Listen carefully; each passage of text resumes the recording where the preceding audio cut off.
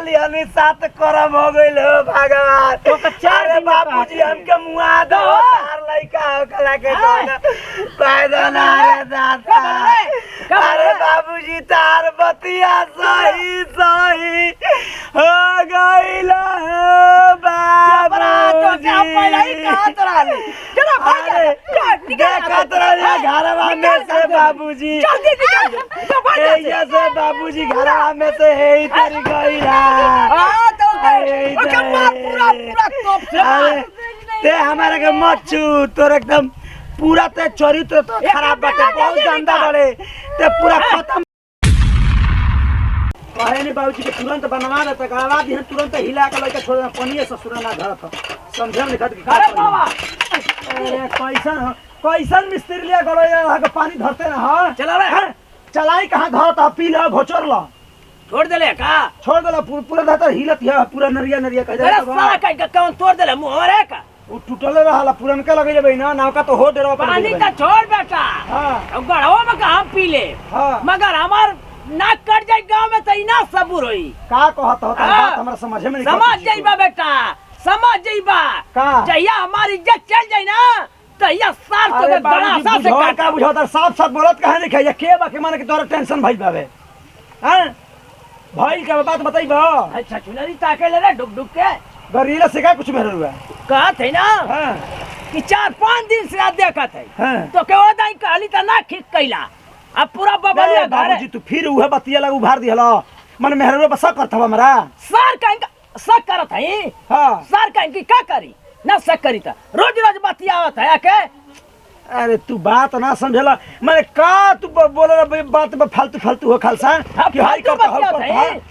इतना अधिक भी मेहरवा हमार। हां त जा तू पूरा भरोसा बा हमरा है भरोसा बा पूरा भरोसा। हां तब तू अलगे लेकर आ हमारी में नतरा जो तो कभी विश्वास है इतना तोर मेहरारू खोवा आ दूध का खोवा ना तू कहते हो का करी हमर मन त पगला मन का त सही कर काट के फेंक दी का सार का हमर तू जा त कहां जाओ गेहूं खेत जा हम देखत नहीं घर देखत सार का जा रोज रोज गेहूं के खेत में सार जा हो कितना कम घबरा मत बहस मत हमारे सामने बे देखत नहीं हवा में बात होई घबरा मत। भौजी रे कनी के देख तो रहन ठीक नहीं खेलागत हमरा का हम कहतन बाबू और के भुनु भुनु बतियावत रह तो के जन कौन सरवा कहे के मेल बा के फीमेल नहीं है बतियावत रह तो कोई सुनी त का कही मौसा ऐसा ही हमारा बम करता मतलब भाई बुझाते नहीं के तन कहां सुरा तू हमेशा दूरिये पे बैठल है का रे कहां बैठी भैया पारा पर बैठी भौजी तो भौजी घरवा में है देखा घरवा में। हां तारा का बुद्धि नजर लगाता तू मतलब तू दब बार बार आवेला जतो जरी मतलब बुद्धि ना हां चाहे मन चाहे पहुंच जाला बुझेबे नहीं करला इसे मन पगला तो गलत रहे ना तो है बुझेबे ना करला दुवरिये पे आके पूछे लगेला भौजी के बारे में घरवा में कोइले का भैया मौसवा रहित ना तो यही घरी पकड़वा के हुरवा देती जब मन तबे घरवा में घुस जाता हम बोलबो करब तो हमरे के भौजी बमक के फायर हो जी। हाँ मौसा भैया रहता जन तो यही पर दिखा देती कि हाँ देख ला जा दूध के पानी है पानी के पानी हो जाए कि हमके झूठ माने ना जा सच नहीं। अरे झबरी फुआ रे खाना बन गेल रे आही रे दादा कहां के मरिया बन के गइल बिया रुका ससुरा देखी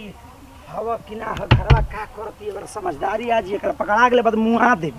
और बाबू के बाप जहां सही निकल की समझदारी आज 1 मिनट में किना ये नहीं माथा पगला पगला जाता जीव नहीं मनते साला त बाबूजी के बात सही निकल गई के भैया रे सुरवा आय सार चौकीदार बनल बड़ है जा चौकीदार बनल बड़ सार है मोटका बबलुआ है में घर में जो घुस के निकल गइल तो लौका ना रे हम का करी हम रे मार झगड़ा करी का कदा घर में से निकल सच्चाई आज पता चल गई ना का करत लौका संगे घरवा में कम तेरा मार कुछ नहीं का कुछ नहीं का करत ल संगे ओकर घरवा में मोटका सा भुपके पेटवा निकल ले ह कुछ नहीं बाबू हमरा ठीक कहत रहन आई सर आई सुरवा कहत है के बतिया मन कर के फाड़ मुगिया सरत नहीं फाड़ तोरा के फाड़ दी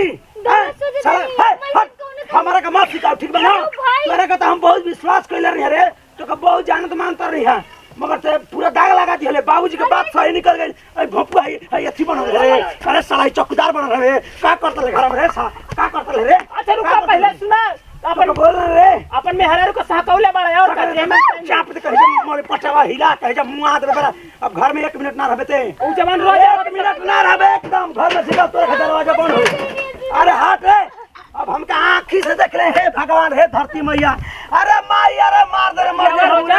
पतिया बा अरे बाप रे पतिया बा पतिया अरे हाय घरवा में से निकल गए तू का करत घर में रे कुछ ना कर का कइली है कुछ ना हाँ? अरे अब ती जती हमार ना बचल है दादा है गांव के लोग का मुंह देखाए हम अरे हट रे दादा ते बहुत अरे हट रे हट बाप रे बाप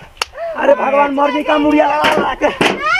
हमसे पूछला सब बबलू भैया साफ चौकीदार भइल बड़ा मतलब पूछला सब तक ते भौचल पूछल कहां बतैले रे हम घर तो बोला कि ना जो खबर ना देवे चाहिए भैया इल घर में कौन तो हम करे काहे ते बोलाओ थे हम जो हते रही तो घर में बोले ले ना बोलैनी काहे ते पर कहले बड़े रोज रोज कहत रही हां रोज रोज बाबूजी हमके रोज कहत हम कहेंगे ना हम अपन मेहरा के भरोसा करनी ये बताओ बाप रे बाप के भैया गोरची मनी देखाई के बियार भैया का हाल करवा बाप रे हई कुल पूरा रवा कैसन कौराई रे भगवान अरे कौन बात का बतिया ते घरवा में कबेले अरे वो अपन दुख सुख बतिया अरे दुख सुख कैसन है मरल मेहरारू को दुख सुख कैसन रे हाय हाय जवान जवान आदमी के तोर भाई तो कलाई पर लाखी राखी काहे ना बहनत हलिया के बांध दे तोरे कहे हाय चाप के तोरे पे करबे रौरी करबे अब ते रहबे ना तो मुआ दे अरे खत्म कर देबे बड़ा मेहरारू रे मुआ कट मुआ में बड़ा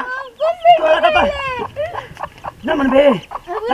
भौजी रहे रे हाथ साला तो छुअल पाप रे हमरो हाथ गंदा है तोरा छुअत है त ये तना गिर जीबे ना हमको बना सोचले रे जन ले जाए तो भैया उनका मन है तो का करबे बा साथ मन का मन कहतवा ते अपन मौके की दूसरा मर्द का भेज रे सरवा भेज दिया आई पुत्र बियाह होई त भेज दिए हमर वैसे मेहरारू ना आई हमर मेहरारू वैसे ना आई वैसे ना आई तोर मेहरारू भभकत आई औ जाए दिमाग मत खराब कर मार दे चप्पल घर ले हम बाहर जाई ही ना चल निकल ना ऐसे मत जल्दी निकल घर में से निकाली काट दे कुछ नहीं की काट दे पूरा भगवान जी बाने काट दे तोरा। कुछ नहीं की कहले भगवान जी कुछ नहीं के आंख रही तो घर में सरवा आओ सनम जाओ सनम लागी तेरे घरवा में हैं? की कहले आओ सनम जाओ सनम लागी पूरा आओ सनम जाओ सनम करबे हैं ऐ सार चौकीदार बना हमर तो पूरा जिंदगी आना लगा मेरे दादा अरे साथ फेरा लिहनी साथ करम हो गइल हो भगवान तो चार बाबूजी हमके मुआ दो तार लइका कला के पैदा ना रे दादा अरे बाबूजी तार बतिया सही सही हो गइल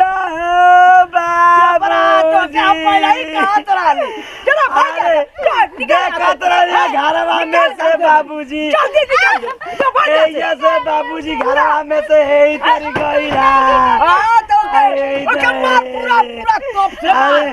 ते हमारे के मत छू तोर एकदम पूरा ते चरित्र तो खराब बाटे बहुत गंदा बड़े ते पूरा खत्म बड़े ते भाग निकल जो निकाल बंदूक अपना निकाल ते भाग जो मर जे बिना मेहरारू का मगर तोरा ने घिनौना मेहरारू को घर में एक कदम न रह दे हम अपने आप के फांसी लगा लेबे जे मर जाए मगर तोरा ने परिवार के ना न चल ते हम सामने परिवार का ना करो थे भाई सरो चौकीदारी करत ले एही तर गइला ये सार कर कहत है कि हमर भाई है भाई कैसन भाई रे भाई कहत है भाई है हमके पहले ही भाई है तो चल निकल जो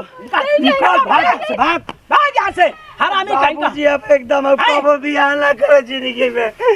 हमें इधर ही कहीं का तो क्या हम कहत रहली किन के हम लूट गए नी बर्बाद हो गए नी आई सारा भाई अनारा चौकीदार बनला दोरिया पाओ सनम जाओ सनम अरे बाबूजी अब पुअरवा कौराइल मैं हो दादा भैया तोर मेहरारू दूसर हम लेके आए हम अभी आना करो दादा भाई बहन के रिश्ता बा चलो सारा घरवा में ढुकर आला अब घरवा में हो बाबूजी खुल गई बाबूजी हमके माफ कर दो चुप हम खोज कर लिया दूसर मेहरारू ऐसा मेहरारू हटा घर में से बाबूजी चलो चुप रहा भैया इज्जत बच जाए ना तो दुनिया में जा अरे कह कि गांव वाला केहू ना देखला से बाबूजी ने तो हमको अपने आप के आत्महत्या करे के पड़ी अरे चुप रे भैया अपने मरे के पड़ी तो बाबूजी अरे रोवा तो हीरा तो हमार पूरा करेजा फाटा था आई जरा चौकीदार बनल है ये देखलिए ए तेरी निकल गया तेरे गइला पीछे से आई लिया कहनी है का करते तो कहते कि हमार भाई बहन के रिश्ता बा दुख सुख वो बतिया सार का भाई बहन का रिश्ता तो अपनी घरे ले जाकर रिश्ता रखे हमार के घर ही कुल ना चली हमार का मान सम्मान का पूरा खानदान बाबूजी में अब हमारे से बर्दाश्त नहीं चल होगा। घर भैया चल जा चल घर में चल चल बड़ा साला का चल आगे तो सारे है जो पूरा अरे चला साला का चला आवत है चला अरे साले कहीं का चकुदारी कहता ओए हो बाबू मेहरारू का टाइम देवे ना करबे तो दूसर कोई अइबे ना करी भेंट करे चलो नहीं और झाड़ा फिरे हमार मार दला से तरह चाप के चुप रह भैया अब तो ना रहो हम एक मिनट घर में चुप रह भैया रुके अरे प्रणाम कर देनी गोर छुगोल देनी तमाम भोजपुरी श्रोता समाज करो सब छोटका लड़का नाती पोता बेटा जैसे प्यार दो सब अच्छा अच्छे बनने जो यूट्यूब के माध्यम से यही तरह से अपन चैनल पसंदीदा channel YouTube channel खेसाई two comedy खेसाई two digital world प्रीति musical Neha musical खेसाई two blog खेसाई two comedy तो अपन प्यार दो सब अच्छा अच्छे बनल वीडियो बनाओ खास संदेश उद्देश्य मकसद बा कि देखते बने कि गाँव घर में आजकल शौक के दौरा में सब लोग जी रहा बा हर माने कि प्रक्रिया चल रहा बा केहू के पास केहू बैठ नहीं कर सकत ना केहू के बहन केहू के भाई के पास बैठ सकत या ना केहू के भाई बहन के पास बैठ सकता ना भतीजा फुआ के पास बैठ सकत या ना चाची नाती के पास बैठ सकता तमाम प्रकार के गांव में देखे के मिलता केहू के दिल के ठेस पहुँचावे खातिर हमारी वीडियो नहीं बनल बस रोक बतावे खातिर रोक समझावे खातिर बनल बा कहे के मतलब कि देखते बानी को समझे के चाही कि आखिर अगिला काहे खातिर आइल बा उसे पूछे के चाहिए ये खाली बात करे के चाहिए का घर में केहू गई लस आ घर में से निकल गई तो का मेहरा से गलत संबंध बना लस ऐसा कुछ ना होला भैया ओकरा भीतर जाकर ढूक के देखे के पड़ेला पूछे के पड़ेला परिवार से के परिवार का तकलीफ बतो के कि फलानवा आला चाहे फलानवा पूछले तू का रोज रोज आवेले तू अपन बताई तो अगर ना विश्वास होई तो का काला पर ढूका ला के देखे के पड़ी तो ओकरा समझे के पड़ी अगर विश्वास नहीं होकर तो कह देवे के चाहिए कि भैया ते हमारे घर द्वार न ताऊ तोरा से हमार परिवार बिगड़त ह आ का कहला कि हमार गाँव गृहस्थी बिगड़त कहे के मतलब है कि वीडियो बनावे के मेन उद्देश्य हमारे यही चीज़ बा कि रिश्ता के हमने के बरकरार रखे के चाहिए और रिश्ता के देख के हमने चले के चाहिए और औरत देखबे कनिए के में जो सीन भाई बहन के में रिश्ता बा उ आके कहता कि दीदी देखा हमार शादी भइल त हमार परिवार से झगड़ा करती होते झगड़ा करता अपन दुख सुख बतावत उ बेचारी भी तो कहते बबुआ हे तरी कह देबे न तो काका सुधर जे हमहू एगो औरत बानी औरत के मर्यादा जानतनी औरत के करतूत जानतनी तू बतियावत एक बबुआ तो हे तरी करबे तो का तोर परिवार सुधर जाई तो घर गृहस्थी के बातचीत हो रहा बा हमनी निहर नाकामा आदमी हमनी निहर बेलौज आदमी हमनी निहर निकामा एकदम पूरा खानदान हमारा सुरवो खत्म हमारा बापो खत्म हमो खत्म तीनों आदमी हमनी के सिंचा बनी जाता हमनी के देखली जाना आँख से आगो घर से घर में से निकल कहते देख पूरा पर का करत हिया तो ये कुल गलत चीज़ बा गलत सिस्टम बात हम ये करके सिस्टम को दूर करे खातिर और ये प्रक्रिया के आगे बढ़ावे खातिर और ये जौन चल रहा बा शक के करे हमेशा के मिटावे खातिर ये वीडियो रोज सबके देखावत नहीं रोज सबके बतावत नहीं कि करे शक नहीं करे के शक नजर से नहीं देखे के रिश्ता बात रिश्ता के कायम रहे चाहिए भैया अगर भाई बहन के अगर रिश्ता गड़बड़ा जी तो पूरा पृथ्वी आकाश गड़बड़ा जाई तो हम ये करके करे अमल रखे के करे कायम रखे के शक नहीं करे के ओकरा समझे के बा मगर कुछ लोग ऐसा भी बाड़न हमने के समाज दृष्टि सिस्टम है ताकि ये तरीके लीचड़पन काम करते हन कुछ ऐसा लोगो बाड़न आ कुछ ऐसा लोगनियो बाड़ी लोग ऐसा गंदा हरकत करते लोग केहू भाई के केहू बाप के केहू माई के केहू बेटा के विश्वास नहीं होकर यही से भाई बहन के भी रिश्ता कलंकित हो जाता तो हम यही कहते वीडियो बनाने के सब कोई साफ सुथरा रहे सब कोई पवित्र रहे सबके रिश्ता जहाँ बा वहाँ बनल रहे बाग बगीचा घर द्वार माई बाप के मन मर्यादा गाँव समाज के इधर प्रतिष्ठा सब पे आँच ना आवे यही खातिर वीडियो बना के यही उद्देश्य बा मकसद बा के करा के गलत दिशा में ना ले जाए करा के देखम आ करा के देख के करा के समझब तो बहुत कुछ देखे के मिली बहुत कुछ सीखे के मिली और अपना बाल बच्चन के समझावे के मिली कि हाँ बेटा हे तरी करब तो ऐसा हो सकता हे तरी करब तो ऐसा हो सकता कहे के मतलब जब ओकरा से मतलबे ना बता का ओकरा दुआरी पर जाए झूठो के जाइम तो कहे कि जगह फलानी अगर रख लेला चिलाना के मार देला छुरा भोक देला ओकर लइका जुएड़ी ह आ का कला चोरी करी हला सब पुलिस वगैरह द्वार पर तू बड़ा हो तोहर ना कॉलर पकड़े हने आओ तहे चोर हवे करना साहब हम ना हई तो गबड़ा जी सिस्टम यही खातिर वीडियो बन जा सिस्टम के मत गबड़ा दी अपना माई बाप के मर्यादा के मत हिले दी बस वीडियो ये से समाप्त होता अपन प्यार द्वारा सपोर्ट बने रखा जा और देखी जा कि अगला वीडियो में कौना तरीका का सिस्टम मिल ओ औरत पे वो बहन पे वो भाई पे वो बाप पे वो मर्द पे वो देवर पर का बीत रहा बा का सिस्टम रहा बा अगर बाया ना कुह गई ना एक आंसू आ गई तो कह कि हाँ दो गाला वाला तमरुआ खेसरिया का कहत रहा तो ज़्यादा कुछ बोलो कि वीडियो के माध्यम से तो अपन दिल दिमाग बना ले जा प्यार द्वारा से बात बने रखा जाइए से दीजिए फिर से अगले वीडियो मिल जी जय जवान जय किसान भोजपुरी देश किसान कोना कोना पहुँचाओ तन की भोजपुरी नमस्कार।